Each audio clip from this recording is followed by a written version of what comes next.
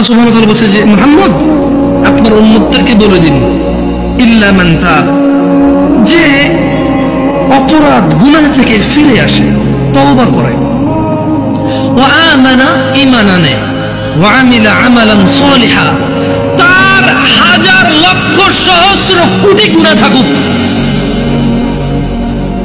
তার গুনাহ আসমানের মেঘমালা পর্যন্ত পৌঁছে যাক, এই পুরো জমিন তার একজনের গুনায় পরিপূর্ণ হয়ে যাক, ওই মহিলার গুনাহ জমিন পূর্ণ হয়ে যাক, ওই পুরুষের গুনাহ জমিন পূর্ণ হয়ে যাক।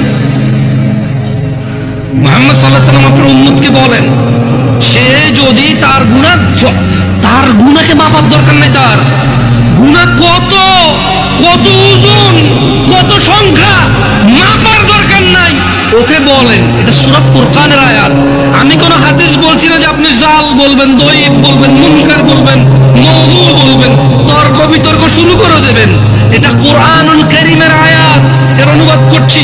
আল্লাহ বলছেন যে আপনার এই উম্মতদেরকে বলবেন গুনার সংখ্যাও কেন গুনছে, ও ওজন কেন করতেছে, ও বেঁচে আছে না, ও নিঃশ্বাস আছে না, ও তো মারা যায়নি, এখনো ওর জন্য তওবার দরজা খোলা আছে, ও ফিরে আসতে পারে, ও ফিরে আসতে বলেন।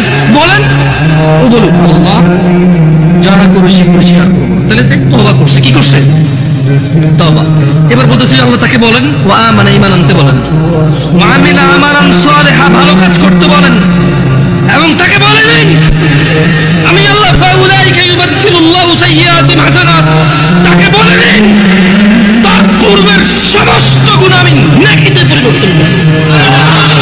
ওয়া কানা আল্লাহু গফুরুর রহিমা, কারণ আল্লাহ অতীব দয়ালু ও ক্ষমাশীল।